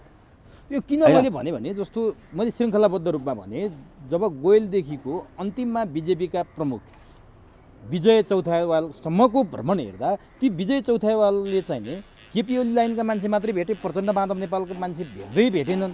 केपी ओली भेटे, विष्णु पौडेल भेटे, शेरबहादुर देउवा भेटे, महन्त ठाकुर भेटे। यो कुराले चाहिँ केपी ओलीले तिनीहरूकै सल्लाहमा गरे कि भनेर यहाँ आम बुझाइ छ। वास्तविकता के हो? होइन, यो राजनीति कस्तो हुन्छ भन्छ भने के राजनीतिको एउटा छली रूप पनि हुन्छ होइन, जसलाई यिनीहरूले चाहिँ कुटनीति भन्छन्। मैले त्यसलाई कपट नीति भन्छु। कुटनीति भनेको कपट नीति हो। किन मान्छेलाई झुट्टा कुरा गरेर फस्लाङ फुसुङ पारेर झुक्याएर फसाएर प्रलोभनमा पारिने र सफलता प्राप्त गर्ने कामलाई कुटनीति भन्छ। यिनको व्याख्या पनि त्यही छ, त्यो कपट नै हो होइन, त्यो राजनीतिक चाहिँ व्यवहार होइन त्यो। अब यो कुटनीतिमा कस्तो हुन्छ भन्छ भने कसैले जे काम गरिरहेको हुन्छ त्यो त्यसले गरेको हो भन्ने चाहिँ कसैले पनि नबुझोस् भनेर एउटा बाहिर अर्को देखाइरहेको हुन्छ, भित्र अर्को देखाइरहेको हुन्छ। जस्तो भन्नुहोस् न, मानौ जस्तो चाहिँ तपाईँको रको मान्छे आयो होइन, प्रचण्ड माधवलाई भेटेन भने उसले के, जबकि चाहिँ हामीले यहाँ चर्चा सुनिरहेको र अब हिजो पनि देखिरहेको के हो हुन्छ भने सरकार ढाल्नेको निम्ति रले सबैभन्दा बढी प्रयोग उक्साएको माधव नेवाल प्रचण्डलाई नै हो। अघिल्लो पटक केपी सरकार प्रचण्डबाट ढलाएको पनि रले हो। पछिल्लो पटक पनि जो चाहिँ कोसिस त पहिलेदेखि गर्दा आउँ नि, अब केपीले पनि मुख फोरेर भने यसका पछाडि इन्डियन सत्ता लागिरहेछ, मुखै फोरेर बोलिरहेछ। उनले आपत्ति पनि जनाए। प्रधानमन्त्री जस्तो मान्छे भएर चाहिँ एउटा देशलाई चाहिँ इन्डिकेट गरिकन मेरो सत्ता ढाल्न चाहिँ मान्छे प्रयोग गरिरहेछ भनेर चाहिँ यसरी बोल्न मिल्छ भनेर उनीहरूले अब्जेक्सन पनि गरे, तर ओली बोले। त्यस कारणले अब मलाई लाग्छ चाहिँ जस्तो त्यो नदेखियोस् भनेर, जस्तो माधव नेपाल र केपीलाई चाहिँ के अरे चाहिँ प्रचण्डलाई भेट्दाखेरि यिनलाई चाहिँ रले उकासिरहेछ भन्ने नदेखोस् भनेर उनलाई नभेटेको हुनसक्छ होइन। अब प्रचण्ड माधव नेपालहरूसँग हामी अलि टाढै छौँ, हामी त तिमीसँग मात्रै मिलेका छौँ भन्ने देखाउनुको निम्ति केपीलाई आम मान्छेले देखाउनुको निम्ति त्यो गरेको हुनसक्छ। माने यस्तो खेल हुन्छ भन्ने मैले भन्न खोजेँ। आशंका त्यो तपाईँलाई लाग्यो? होइन, नै यस्तो खालको क्रियाकलाप राजनीतिमा हुने भए हुनाले बाहिर हामीले जे देख्यौँ त्यो नै हो भन्न हुँदैन होइन। जे देखिन्छ त्यसको कुरो उल्टो हुनसक्छ भनेपछि होइन। जति आरोप लागेको छ भारतको रको प्रेसरमा केपी ओलीले विघटन गरे भनेर स्वयं र अहिले र पनि नभनौँ, जस्तो रको प्रमुख आयो भने त मोदीले पठायो नि त। जस्तो मान्छे रकै भन्यो भने त मोदीको सत्ताले पठाएको हो। अब मोदीको सत्ता मैले बारम्बार भन्छु नि, केपी ओलीलाई कहिले पनि मैले चाहिँ एन्टी इन्डियन भन्दैन, भारतीय चाहिँ साम्राज्यवाद विरोधी हो मैले भन्दैन, तर मैले मोदी किताको विरोधी भनिरहेको छु है। किन भन्छ भने उनको नेक्सस फरक छ क्या। जस्तो केपी ओली चाहिँ तपाईँको माओवादी, राप्रपा, काङ्ग्रेस जति पनि पार्टी छन् नि, यिनी सबै पाल्या त चाहिँ बिजेपी सत्तामा त भर्खर 14मा आएको हो होइन। योभन्दा अगाडि बिजेपी सत्तामा थिएन। सबै नेपालमा जे बनाएको रले चाहिँ काङ्ग्रेस आएको चाहिँ लेगेसीले बनाएको हो। त्यस कारणले अब बिजेपी सत्तामा आउने बित्तिकै त्यो नेक्ससले पालेका मान्छेहरू त त्यहाँभित्रको चाहिँ तपाईँको जस्तो काङ्ग्रेस आइ बिजेपीको टक्राउ र अथवा चाहिँ बिजेपीको आरएसएसको टक्राउको त्यसको असर रिफ्लेक्सन त्यहाँ पऱ्यो नि।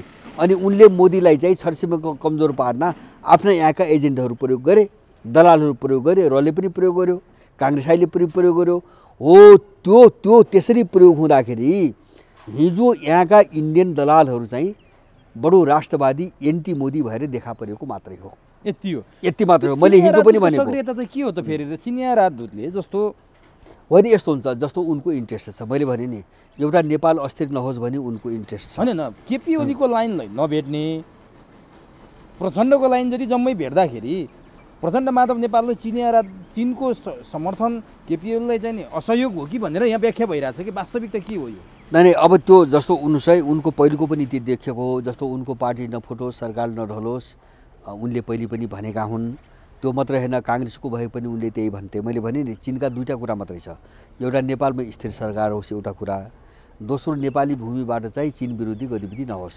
योभन्दा मलाई लाग्छ अर्को ढङ्गले चिनियाहरूले डिल गर्दैनन्, भोलि पनि गर्दैनन्। एउटा पक्षलाई नभेट्ने अर्को पक्ष भेट्दाखेरि होइन, त्यस्तो त यस्तो हो। जस्तो एउटा त के हुनसक्छ भन्छ भने अब अलिकति चाहिँ यो फुटमा अब विभाजनमा बढी भूमिका कसैले खेलेको उनलाई लागेको भए त्यसलाई मत्थर पार्ने चाहिँ एउटा चाहिँ तरिका पनि हुनसक्छ हैन। अथवा के हुनसक्छ भन्छ भने अब योभन्दा जस्तो थप बढी अस्थिरता अब ल्याउँछन् भने त्यो त चाहिँ प्रचण्ड माधव नेपालकै कारणले हुन्छ।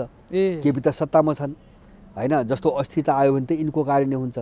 त्यसकारणले गर्दाखेरि यो बढी अस्थिर बनाउने हिसाबले अगाडि बढ्नु राम्रो हुन्न तिम्रो निम्ति पनि, अथवा अलिकति समझदारी बनाएर जाऊ भन्ने कोणबाट। किन भन्छ भने अब अस्थिरता बढ्यो भने त केपी हो नि त, केपीको हातमा सत्तै छ नि।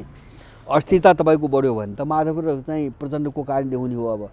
अब सडकमा अब यो कारणले पनि हुनसक्छ। जे होस् कारण जेसुकै होस्, तर उनीहरू आफ्नो इन्ट्रेस्ट हेरेर उनीहरू आफ्नो ढङ्गले मुभ गरेका छन्। अब नि जस्तो यति मात्रै होइन, राजदूतमा मात्रै सीमित रहेन। आज चिनिया कम्युनिस्ट पार्टीका जे होस् त्यहाँका शक्तिशाली नेता 4 जना नेताहरू नेपालमा 4 दिनै भ्रमणमै आउँदैछन्।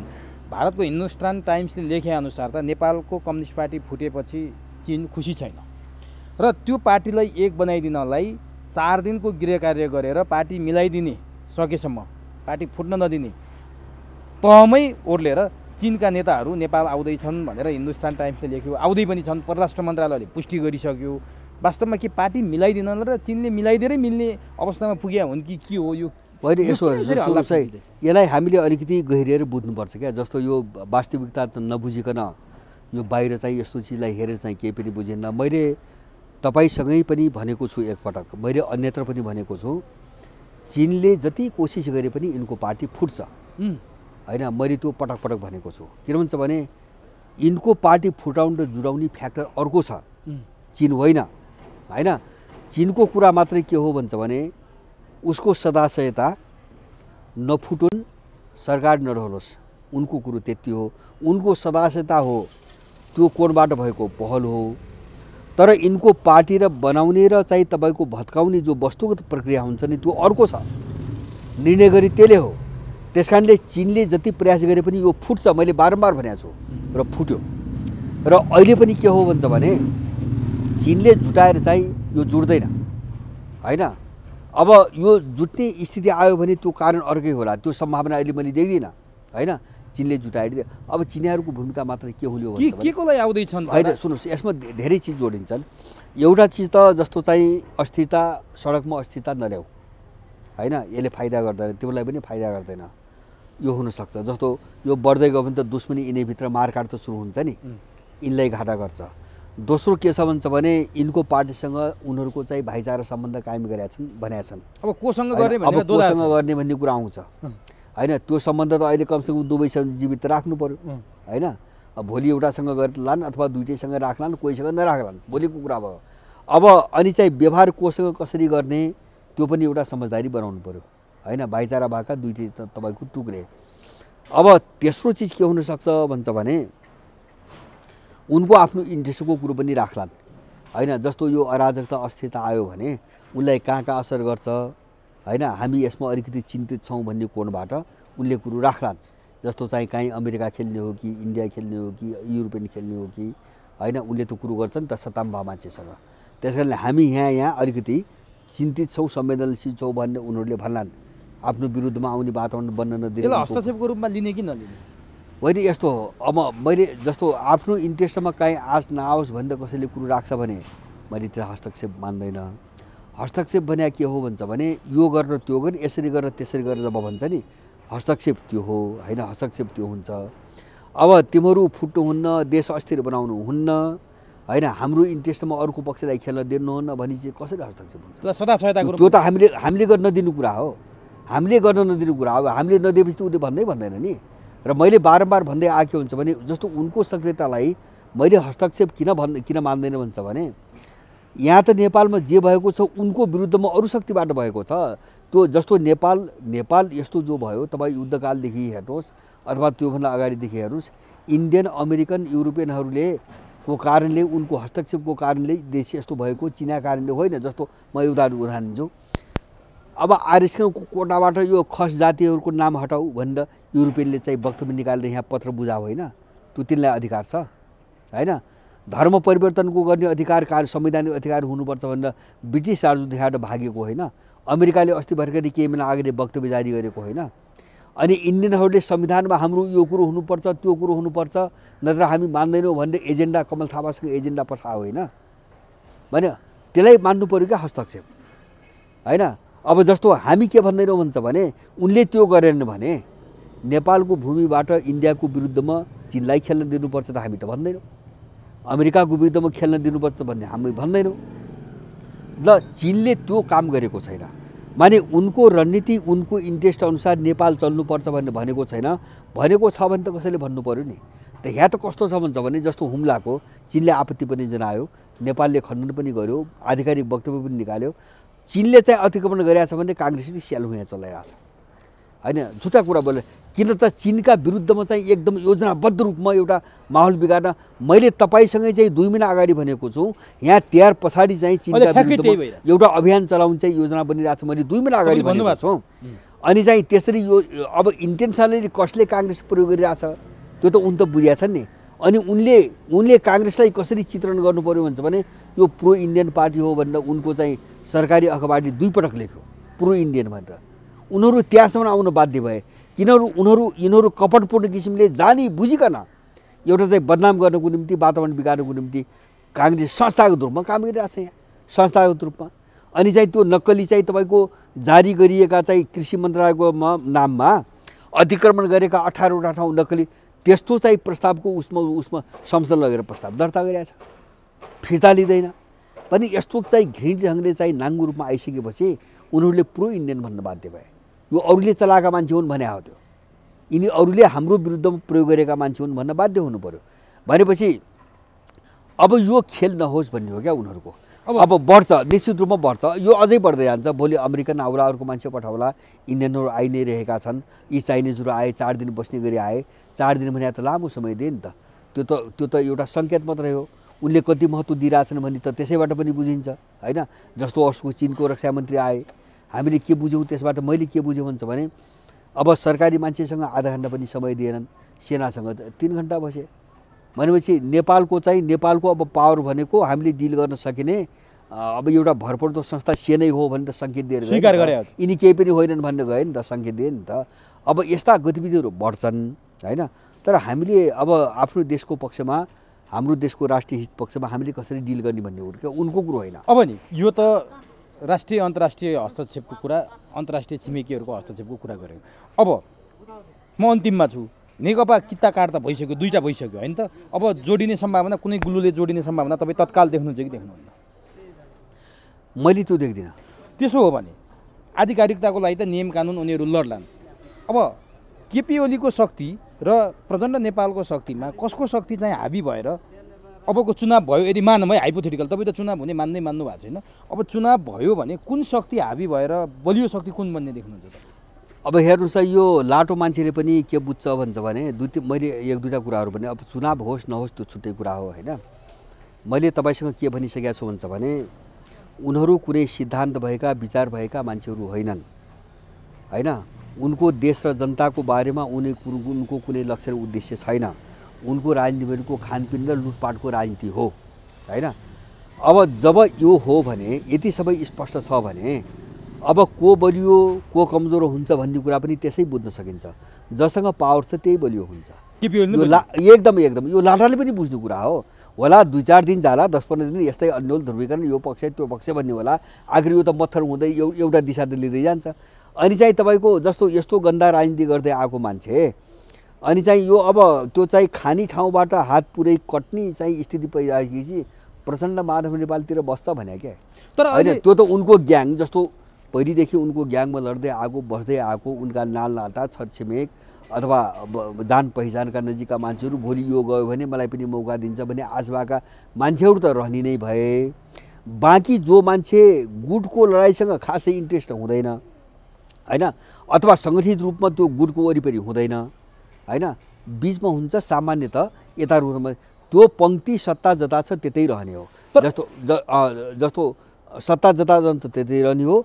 केपीको हातमा सत्ता रह्यो भने अब यिनको मटियामेट हुन्छ। तर वरपर त गर्ने त चल्यो नि त। जस्तो केपी ओलीले बनाएका केन्द्रीय सदस्य हामी अस्वीकार गर्दै होइन, हामीले त्यो स्वीकार छैन भनेर कति त माधव नेपालको पक्षमा धेरैले केपी ओलीलाई छोडिसके।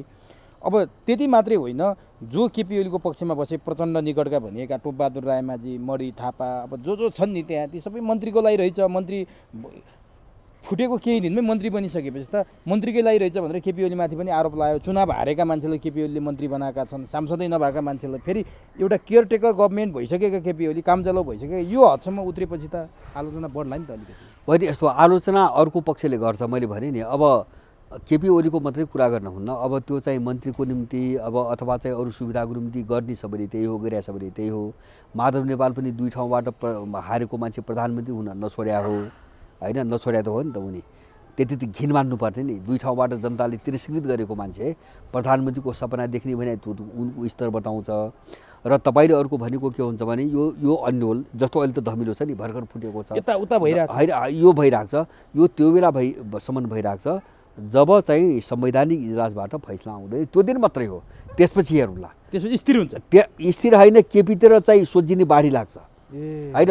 त्यो त एक थरीलाई यता लाग्ने के हुन्छ भने संसद पुनर्स्थापना भइहाल्छ कि भयो भने प्रचण्डै प्रधानमन्त्री भयो भने त, होइन, ठाउँ त रेडीमेड लाग्नेहरूको दौड हो। अनि त्यो टुङ्ग्योस् त यो मान्छे प्रचण्ड माधवसँग बस्दैन, त्यो त्यसपछि तपाईँ त्यो तस्बिर त्यसपछि देख्नुहुन्छ। अनि अर्को कुरा, ल ठिक छ, त्यो तस्बिर त तपाईँले संवैधानिक इजलासलाई जिम्मा दिनुभयो।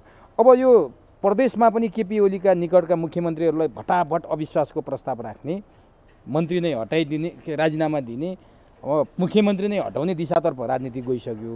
अब केपी ओली आफैमा पनि सङ्घीयताको विरोधीको आरोप लागेका मान्छे। अब आफ्ना मुख्यमन्त्री भटाभट जाँदाखेरि सबै ठाउँ केपी ओलीले सत्ता गुमाउनु परेपछि स्थिति कहाँ जान्छ? के हुन्छ यो सङ्घीयता प्रदेश? तपाईँ के देख्नुहुन्छ? होइन, यो विघटनमा जान्छ। मैले भने नि, जब सम्पूर्ण प्रक्रिया विघटनकै मैले सुरुमै हामीले भनिसक्यौँ नि, यो कोर्स नै जब विघटनको दिशातिर गयो भने प्रदेश कसरी रहन्छ?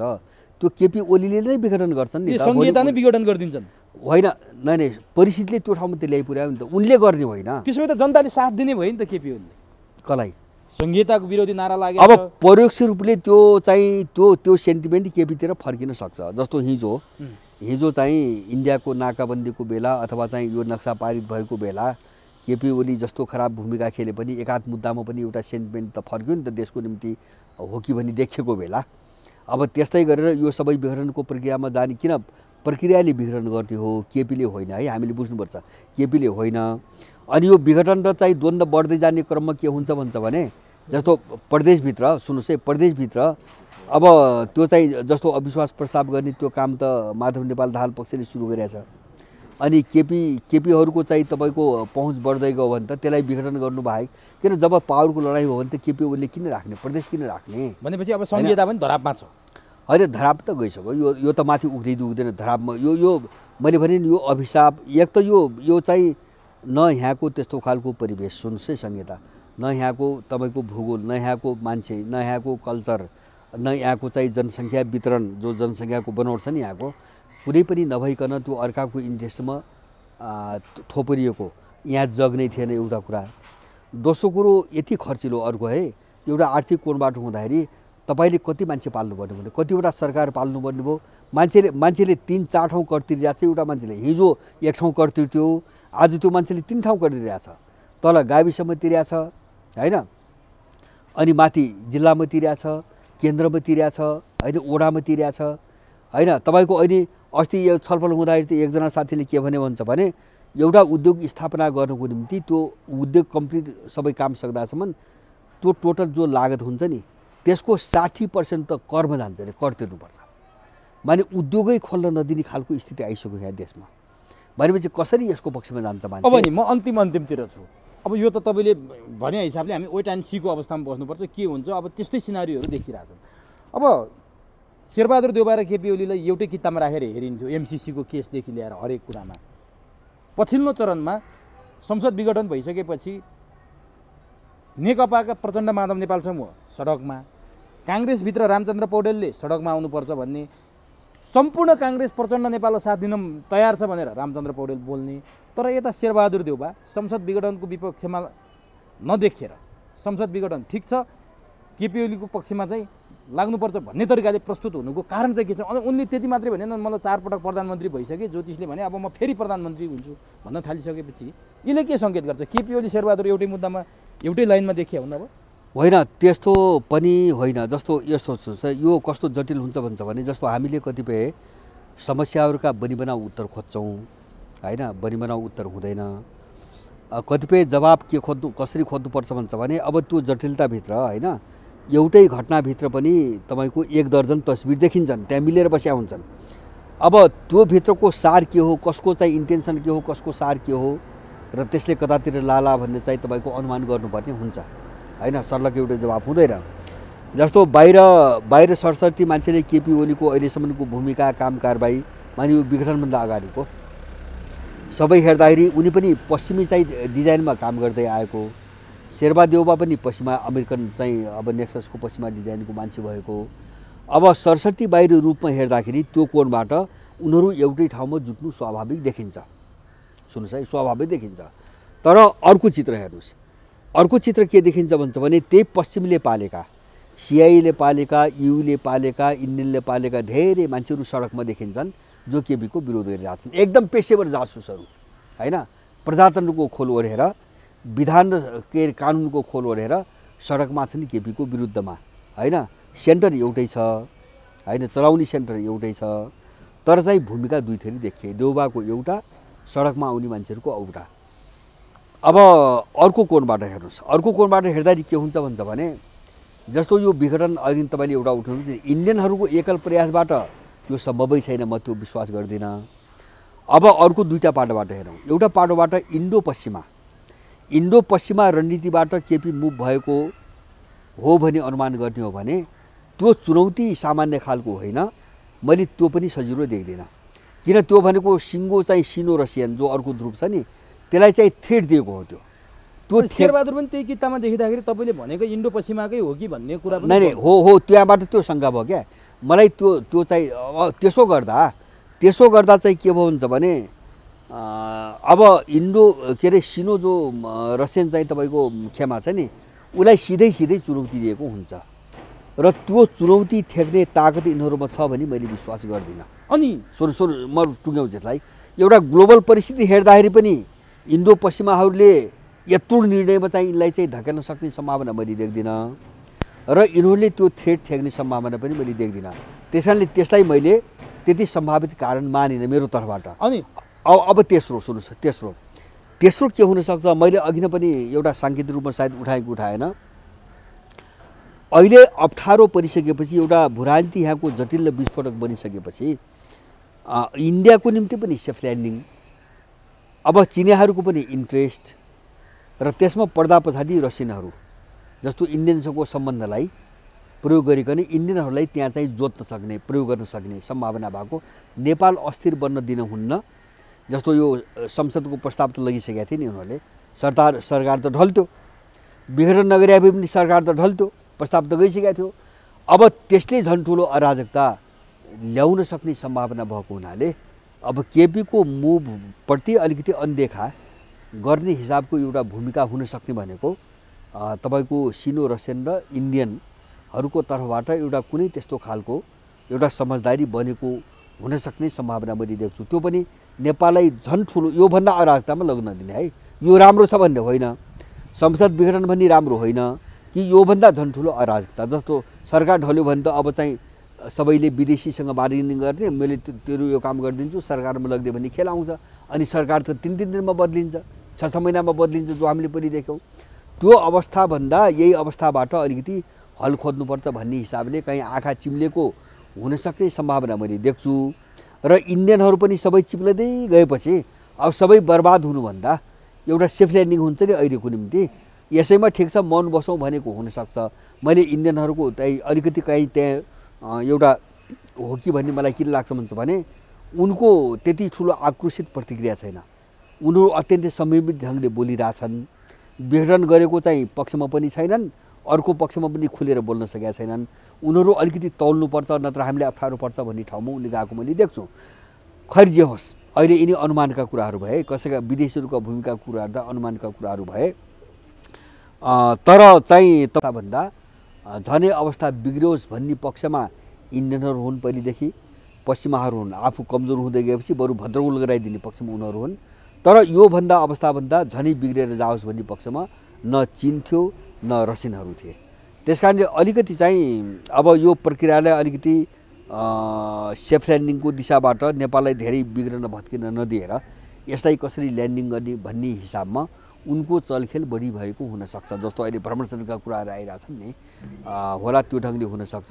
इन्डियाको एकल प्रयास हो भन्ने मलाई लाग्दैन, बरु बाध्यात्मक हुन्छ नि, यो प्रेसरमा अरू शक्तिहरूको प्रेसरमा परेर अब यो भूमिका अहिले यो भूमिकाभन्दा त माथि जान पाउँदैनस् भन्ने खालको भूमिकाले उनको अलिकति मौनता भएकोसम्म हुनसक्छ। अब अन्तिममा छु मैले यो कहाँनिर किन पनि जोडेँ भने अहिले भर्खरै मलाई पाएको सूचना अनुसार मैले शेरबहादुर देउबा र केपी ओलीको सम्बन्धको कुरा गर्दा एउटै किता जस्तो देखिएको कुरा गर्दा यही बेला हिजो अस्ति मात्रै केपी शर्मा ओलीले ऊर्जा मन्त्री नियुक्त गरेका टोपबहादुर रायमाझीको एउटा भनाइ सार्वजनिक भएको छ। अहिले तपाईँहरूमा कुरा गर्दा गर्दै एमसिसी उपयुक्त छ, एमसिसी पास हुनुपर्छ, एमसिसी विकास बोकेर आएको भनेर टोपबहादुर रायमाझीले बोलेको भनाइ भर्खर सार्वजनिक भएको छ। म तपाईँहरूमा कुरा गर्दा गर्दै यसले पनि सङ्केत गरेन?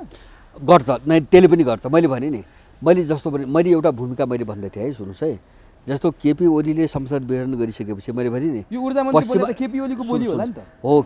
जस्तो पश्चिमाहरूले पालेका मान्छे एक थरी सडकमा छन्, अर्को थरी देउबा चाहिँ केपीको पक्षमा बोलिरहेछन्। यसले के देखाउँछ? उनको डबल रोल देखाउँछ। उनको डबल रोल कहाँ देखाउँछ भन्छ भने सडक सफल हुन्छ कि सत्ता सफल हुन्छ त्यो त निश्चित छैन अहिलेको अवस्थासम्म। अब सडक सफल भयो भने पनि अब उनकै मान्छेको आवाज मार्फत हुने हो। अब सत्तामा पनि जस्तो सबै आफ्नो पहुँच अन्त्य होस् र कुनै एउटा शक्तिले मात्रै त्यो खेलोस् भने त उनीहरू त चाहन्छन्। त्यसकारणले पनि सत्तामा पनि एउटा ज्याक उनीहरू लगाइराख्छन् होइन। जस्तो त्यो एउटा ज्याक भने त्यो शेरबहादुर हो, केपी ओली त पहिलेदेखि आफै हो होइन। यदि अहिले चाहिँ चिनियाहरूको रसियनहरूको चाहिँ तपाईँको अलिकति प्रेसर पढेर जस्तो एमसिसी जस्ता घटनाहरूमा भूमिका अलिकति पछाडि पारेका हुनु भने शेरबहादुर चाहिँ त्यसमा थप एउटा ज्याक हुनसक्छ। र अब शेरबहादुरले केपीलाई समर्थन त तपाईँले एक्ज्याक्टली भन्नुभयो भने टोपबहादुर तपाईँको रायमाझी जब बोलेको छ भने त्यहाँ एमसिसी एउटा उनको बारिनीको शर्त हुनसक्छ होइन। जस्तो केपी ओलीलाई टिकाइदिने एउटा शर्त चाहिँ उनीहरूको त्यो हुनसक्छ होइन। जस्तो एमसिसी पारित गर्नुपर्छ, हामी साथ दिन सक्छौँ, काङ्ग्रेसले साथ दिन सक्छ, किन काङ्ग्रेस त 16 डोल एमसिसीको पक्षमा आएको छ। तो हो यो धेरै फ्याक्टरले अब यो परिस्थिति कसरी जान्छ भन्ने कुरा निर्धारण गर्छ। यो एकदम स्पष्ट छैन, अहिलेसम्म एकदम स्पष्ट छैन। मैले त्यही भएर भने नि एउटा चरण अझै अराजक, अझै अन्योलपूर्ण, अझै धमिलो भएर जान्छ। र अब यसको चाहिँ यो उग्र कुन बेला बन्छ भने संवैधानिक इजलासले जे निर्णय गर्छ नि त्यो निर्णयपछि यो छताछुल्ल भएर पुरै चाहिँ किताबन्दी ध्रुव छुट्टिने गरी यो बाहिर देखिन्छ र त्यसपछिको स्थिति नेपालको एकदमै विषम छ। किन यो अन्तिम यिनको विसर्जनको चाहिँ चरण हो, त्यसकारण यिनले सारा शक्ति लगाउँछन् होइन। केही नभए चाहिँ उनीहरूले के गर्छन् भन्छ भने बम विस्फोट गराउने, थुप्रै मान्छेको हत्या गर्ने, अब देशलाई अर्को दिशातिर मोड दिने, ध्यान मान्छेको अन्ततिर चाहिँ विषयान्तर गरिदिने हरेक खेलहरू हुन सक्छन्। त्यो चरण आउन बाँकी छ। हस्, समय दिनुभयो, अत्यन्तै महत्त्वपूर्ण भनेर राखिदिनु भयो, यसको लागि तपाईँलाई हार्दिक धन्यवाद। हस्, धन्यवाद यहाँलाई पनि।